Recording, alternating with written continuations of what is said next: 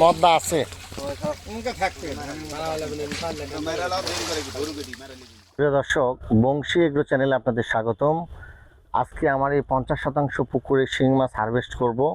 তো আজকে প্রথম দিন, প্রথমে জাল টেনে আমি মাছ ধরবো। তো আজকে কিভাবে জাল টেনে মাছ ধরলাম, কতটুকু উঠলো, কোথায় বিক্রি করলাম, পুরো বিস্তারিত দেখাবো। পুরো ভিডিও জুড়ে সঙ্গে থাকুন প্রিয় দর্শক। প্রিয় দর্শক, অবস্থান করতেছি আমার সেই 50% শিং মাছের পুকুরে। এই পুকুরের অনেকবার প্রতিবেদন কিন্তু আমি আপনাদের দেখিয়েছি। এই পুকুরের কিন্তু অনেকগুলো ভিডিও আপনাদের মাঝে তুলে ধরেছি প্রিয় দর্শক। তো এই পুকুরে মূলত আমি 65,000 শিং মাছের রেণু দিয়েছিলাম। তো এই পুকুরে আজকে আমি মাছ হারভেস্ট করব। তো আজকে মূলত এই পুকুরে জাল টেনে প্রথমবারের মতো আমি মাছ হারভেস্ট করার চেষ্টা করব। যদিও শিং মাছ আপনার পুরোপুরি জালে আসে না আর কি। তো অভিজ্ঞ জেলে ভাইরা যদি হয় সেক্ষেত্রে কিন্তু অনেকটা 50% বা তার বেশি মাছ তোলা সম্ভব হয়। তো আজকে দেখি, চেষ্টা করতেছি আমরা জাল দিয়ে যে কতটুকু মাছ ওঠানো সম্ভব হয়। তো যেহেতু প্রথম টান প্রিয় দর্শক, তো আমার পুকুরে একটু কাদার পরিমাণ বেশি হওয়ার কারণে জেলে ভাইরা অনেক কষ্ট করতেছে আর কি। তো আজকে মূলত আমি এই যে কয়েকটা গাড়ি নিয়ে এসেছি, আমি মাছগুলো হারভেস্ট করার পর ওজন করে আমি আড়তে পাঠিয়ে দিব আর কি বিভিন্ন জায়গায়। তো আজকে মূলত এই মাছগুলো আমি হারভেস্ট করে, এই মাছগুলো বিকেলবেলা আমি হারভেস্ট করার পর আমি মাছগুলো মেপে গাড়িতে রেখে দিব। রাতের বেলা আমি বিভিন্ন আড়তে এটি পাঠিয়ে দিব। একটু ভোরবেলা ডাকের মাধ্যমে বিক্রয় হবে আর কি প্রিয় দর্শক। তো শিং মাছ মূলত কখনোই জাল দিয়ে পুরোপুরি টেনে কিন্তু ওঠানো সম্ভব হয় না। পরবর্তীতে কিন্তু সেচ দিয়ে এই মাছগুলো ধরতে হয় আর কি প্রিয় দর্শক। তো শিং মাছ আপনার প্রথমত এই 65,000 শিং মাছ আমার মোটামুটি 7 মাসের মতো বয়স হয়েছে।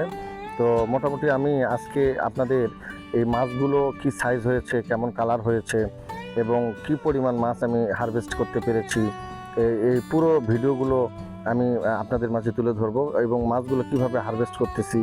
তো প্রিয় দর্শক, আজকে মূলত আমার পুকুরে গত একদিন হলো এই বৃষ্টি হওয়ার পর থেকে আমি যেহেতু মাছ হারভেস্ট করবো এর জন্য ট্রিটমেন্ট খুব একটা করি নাই। তো এই জন্য কিছুটা মাছ, 2-1টা মাছ কেটেছে আর কি। তো যেহেতু মাছ বিক্রয় করতেছি আর চিন্তা নেই, এখন অতি দ্রুত আমি মাছগুলো সেল করে ফেলবো। তো প্রিয় দর্শক, দেখতে পাচ্ছেন আমার মাছগুলো কিন্তু মোটামুটি একটা ভালো পরিমাণে জালে এসেছে। তবুও আমার প্রত্যাশিত যে পরিমাণ ইচ্ছে ছিল, আমি মোটামুটি টার্গেট করেছিলাম 40 মনের মতো মাছ একটা আসার সম্ভাবনা আছে। তো সেই পরিমাণ মাছ হয়তো হবে না, কিন্তু মোটামুটি তারপরেও মোটামুটি একটা ভালো মাছ আমি দেখতে পাচ্ছি, আপনারাও দেখতে পাচ্ছেন প্রিয় দর্শক জালে। তো এই মাছগুলো অনেকটাই ভালো সাইজ হয়েছে দেখতে পাচ্ছেন। তো মাছগুলো একত্রিত করে এখান থেকে কিন্তু আপনার আমার একটু দূরে মাঠের মধ্যে আমার গাড়ি রয়েছে, সেখানে কিন্তু ওজন করে আমি সবগুলো গাড়িতে দিয়ে দিব। তো মাছগুলো ওজন করে গাড়িতে দিলে কিন্তু রাতের বেলা আপনার এই গাড়িওয়ালারাই কিন্তু এই মাছগুলো, ড্রাইভার ভাইরাই কিন্তু বিক্রয় করে আসতে পারবে। আমরা কিন্তু এই পদ্ধতিতেই সচরাচর মাছ বিক্রয় করে থাকি। আসলে আমি যদি 5টা বা 10টা গাড়ি করি তাহলে সবগুলো গাড়িতে কিন্তু লোকবল কম থাকার কারণে যাওয়া সম্ভব হয় না। তো প্রিয় দর্শক, এই যে দেখতে পাচ্ছেন এই মাছগুলো মোটামুটি একটা ভালো সাইজ হয়েছে। তো এই মাছগুলো কিন্তু এখন আমি এখান থেকে জেলে ভাইরা উঠায় দিবে। এই মাছগুলো গাড়ির কাছে নিয়ে গিয়ে আমি বিক্রয় করব। তো প্রিয় দর্শক, দেখতে পাচ্ছেন মাছগুলো মোটামুটি কিন্তু পাকা রয়েছে এবং শিং মাছ কিন্তু এটা এর তেজ কিন্তু দেখতে পাচ্ছেন প্রিয় দর্শক। তো এই মাছগুলো আমি আসলে একটু ধরা খেয়েছি, কারণ কি যে কাটাই দেওয়ার মাছ আমি বারবার আপনাদের মাঝেও কিন্তু এটা উল্লেখ করেছি যে শিং মাছ 1 নম্বর শর্ত হচ্ছে আপনাকে কাটাই দিয়ে নিতে হবে। তো এই কাটাইটা আমি কিন্তু দিতে পারি না এই মাছে। আমার কিন্তু কাটাই দেওয়ার কথা ছিল, কিন্তু কাটাই দিতে গিয়ে আমি জাল যেগুলো কাটাইয়ের জন্য নিয়ে গেছি সেগুলো উপযোগী না হওয়ার কারণে বাধ্য হয়ে কিন্তু আমাকে মাছগুলো কিনতে হয়েছে। যদিও প্রথম টানের মাছ ছিল মাছগুলো, তারপরে মোটামুটি ভালো হয়েছে, কিন্তু যেগুলো ফিমেল মাছ সেগুলোকে সাইজ দেখতে পাচ্ছেন কত সুন্দর একটা গ্রোথ এসেছে। কিন্তু এই মেল মাছগুলো, যেগুলো পুরুষ মাছ, এগুলো কিন্তু বড় হয় না। আপনাদের বারবার বলেছি, এই পুরুষ মাছগুলো কিন্তু দেখেন ছোটই রয়েছে। এগুলো কিন্তু আরও 2-4 মাস লালন পালন করলেও কিন্তু চাষ করলেও আপনার এগুলো খুব একটা বড় হবে না। পুরুষ মাছ সচরাচর ছোটই হয় প্রিয় দর্শক। তো তো দেখতে পাচ্ছেন এই মাছগুলো যে এখানে নিয়ে এসে এখন ওজন দেওয়া হচ্ছে, ওজন দিয়ে আমি কিন্তু গাড়িতে লোড দিয়ে দিচ্ছি মাছগুলো। তো মূলত আমি আপনাদের এই ফাঁকে দুটো কথা বলতে চাই, যারা শিং মাছ চাষ করতে চান, যারা মাছ চাষি খামারি ভাইরা রয়েছেন, আমি আপনাদের বলবো যে শিং মাছ লালন পালন করতে গেলে আপনার 1 নম্বর শর্ত হচ্ছে যে কাঁটাই দিয়ে সেটিং করতে হবে। তো আমি পারি নাই, বেকায়দার কারণে মাছ কিনতে গিয়েছি, কাঁটাই দেওয়ার জন্য জাল নিয়ে গিয়েছি, চেষ্টা করেছি, কিন্তু অ্যাপ্লাই করার পরে হয় নাই। তো প্রিয় দর্শক, আমি আপনাদের মাছগুলো দেখানোর চেষ্টা করব যে খুব একটা কিন্তু খারাপ কালার হয়েছে তা না, অনেকটা সুন্দর হয়েছে আর কি। কিন্তু মেল মাছগুলো যেগুলো পুরুষ মাছ, এই পরিমাণটা একটু বেশি থাকার কারণে আমার একটু মন খারাপ। তো এগুলো যদি ফিমেল মাছ পুরোপুরি হতো আর কি, তাহলে এই রকম সাইজের মাছগুলোই কিন্তু সব হতো। সেই ক্ষেত্রে কিন্তু উৎপাদনটা মিনিমাম 20-30 মণ আরও বেড়ে যেত। এই জন্য কাটাই পদ্ধতিটা কত গুরুত্বপূর্ণ আপনারা কিন্তু বুঝতে পেরেছেন। এই জন্য আমি আপনাদের আবারও বলবো যে কাটাই দিবেন। তো আমি এই শিং মাছ কিন্তু বেশ মোটামুটি অনেকদিন হয়ে চাষ করতেছি। তো আমি গত বছর আমার নিজস্ব উৎপাদিত পোনা ছিল, এই জন্য আমি শিং মাছের পোনাগুলো আমি নিজের মতো করে কাটাই দিয়ে ফিমেলগুলো সেটিং করতে পেরেছিলাম। এই জন্য সেই সময়ের মাছগুলো কিন্তু আমার গ্রোথ ভালো ছিল, উৎপাদন ভালো ছিল। তো এই মাছের উৎপাদনও ভালো, কিন্তু সেই ক্ষেত্রে মেল মাছগুলো বেশি থাকার কারণে আমি কিন্তু তুলনামূলক এই উৎপাদন একটু ব্যাহত হয়েছে। তো প্রিয় দর্শক, আপনাদের আমি কিন্তু চাক্ষুষ প্রমাণ দেখিয়ে দিচ্ছি যে মেল মাছ এবং ফিমেল মাছের মধ্যে গ্রোথের পার্থক্যটা কতটুকু।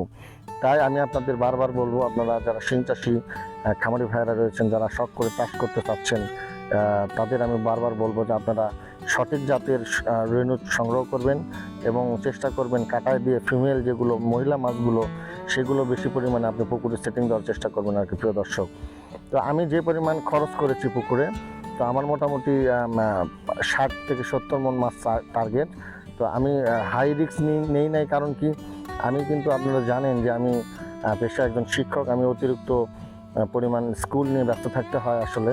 তো এই জন্য আমি এই পুকুরটা কিন্তু মোটামুটি আমার বাড়ি থেকে একটু দূরে, এই জন্য এই খাবার দেওয়া বা এই ঝামেলাগুলোর কারণে কিন্তু আমি এখানে খুব বেশি রিস্ক নেই নাই। তো আসলে পরিবেশ সব কিছু মেনটেন করেই কিন্তু আপনাকে ঝুঁকি নিতে হবে, যেহেতু এখানে আমি সবসময় নজর দিতে পারি না, আসতে পারি না। এই জন্য আমি মোটামুটি একটা মিডিয়াম কোয়ালিটির চাষ করার চেষ্টা করেছি, হাই রিস্ক নিতে পারি নাই।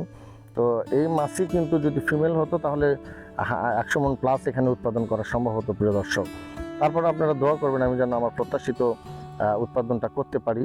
তো এই যে দেখতে পাচ্ছেন আমার মাছগুলো এখান থেকে তুলে দেওয়া হচ্ছে। তো শিং মাছ আসলে এটা অত্যন্ত সাবধানতার সাথে এটা করতে হয়, ধরতে হয়, কারণ এটা অত্যন্ত পরিমাণে বিষ রয়েছে আর কি। তো প্রিয় দর্শক, যারা শিং চাষ করতে চাচ্ছেন, আমি মনে করি আমি আপনাদের বারবার প্রতিবেদন দিয়েছি, আমি আসলে নিজে যা করি সবসময় আপনাদের মাঝে সেটা তুলে ধরার চেষ্টা করি। আমি কিন্তু অতিরঞ্জিত গল্প বা কল্পকাহিনী এগুলো আপনাদের মাঝে তুলে মানে না ধরার চেষ্টা করি আর কি। প্রিয় দর্শক, তো সেই ক্ষেত্রে আমি যদি নিজে চাষ করি, নিজে কীভাবে ট্রিটমেন্ট করেছি, নিজে কীভাবে রেণু সংগ্রহ করেছি এবং কি কি প্রতিকূলতার সম্মুখীন হয়েছে, আমি যেহেতু নিজে চাষ করেছি, আমি কিন্তু বলতে পারবো যে আমার সমস্যাগুলো কী হয়েছিল এবং কি কি সাবধানতা অবলম্বন না করলে আপনি সমস্যার মধ্যে পড়তে পারেন। এই বিষয়গুলো আমি কিন্তু বারবার আপনাদের মাঝে তুলে ধরার চেষ্টা করেছি। আমি সবসময় চেষ্টা করি যে আমার প্রিয় মাছ চাষি নতুন খামারি ভাইরা যারা রয়েছেন, তরুণ যুবক উদ্যোক্তা, তারা যেন আসলে ক্ষতিগ্রস্ত না হয়, শুরুতে চাষবাসে এসে যেন তারা ধরা না খায়। এই জন্য আমি সঠিক পরামর্শটা আপনাদের দেওয়ার চেষ্টা করি। শিং মাছ নিয়ে অনেকগুলো প্রতিবেদন করেছি, আপনি দেখবেন। প্রিয় দর্শক, দেখতে পাচ্ছেন আমার যে ফিমেল মাছগুলো, যেগুলো মহিলা মাছ, সেগুলোর গ্রোথ কিন্তু অনেক ভালো হয়েছে। কিন্তু এই যে পুরুষ মাছের পরিমাণটা একটু বেশি থাকার কারণে আমি কিন্তু আসলে সঠিক কাঙ্ক্ষিত উৎপাদন থেকে একটু ছিটকে পড়ে গেছি। প্রিয় দর্শক, তো তাই আমি আপনাদের বারবার পরামর্শ দেব যে পুকুরে আপনারা মাছ চাষ করতে গেলে এই রেণুর ব্যাপারে আপনারা সচেতন থাকবেন। তো পরিশেষে আমি আপনাদের বলবো প্রিয় দর্শক, যে আজকে মোটামুটি এই আমার পুকুরের মাছের যে গ্রোথ বা কালার যেগুলো দেখতে পাচ্ছেন, একবারে মানে যে হাই কোয়ালিটির কালার হয়েছে তা নয়।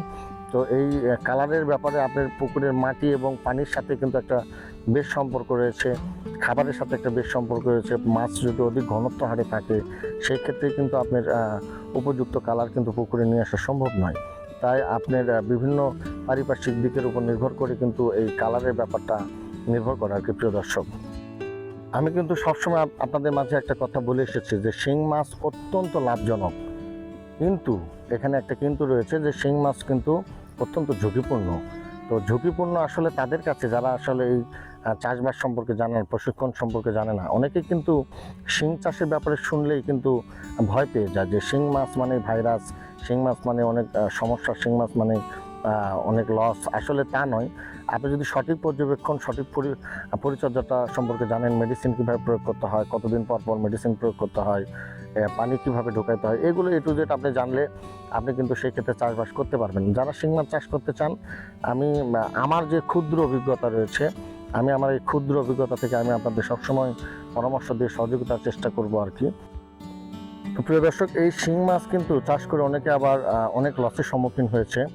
তো আজকে আমার যে শিং মাছগুলো হারভেস্ট করতেছি এগুলো কিন্তু অ্যাভারেজে 15টা কেজি হবে। তো আমি আজকে মোটামুটি 30 মনের মতো মাছ এখান থেকে জালের মাধ্যমে হারভেস্ট করতে পেরেছি। আমি প্রত্যাশা করতেছি আরও ডাবলেরও বেশি মাছ আমার পুকুরে রয়েছে, এবং এই প্রত্যাশিত কাঙ্ক্ষিত যদি ফলাফল যদি আমি না পাই সেক্ষেত্রে কিন্তু আমার লস। আসলে শিং চাষটা কিন্তু একটু জুয়ার মতো, একটা সেরকমের একটা আপনার বাজি ধরতে হয়। এখানে কিন্তু আপনি উপযুক্ত পরিমাণ উৎপাদন করতে না পারলে আপনি কিন্তু ব্যাপকভাবে ক্ষতির মধ্যে পড়বেন, কারণ প্রচুর পরিমাণে ইনভেস্ট করতে হয়। প্রিয় দর্শক, আপনাদের আবারও পরামর্শ দিব, ইউটিউবে কিন্তু এই শিং মাছ নিয়ে অনেক প্রতিবেদন আমি দেখেছি, চমকপ্রদ প্রতিবেদন রয়েছে যে 20% 200 মন 150 মন শিং উৎপাদন।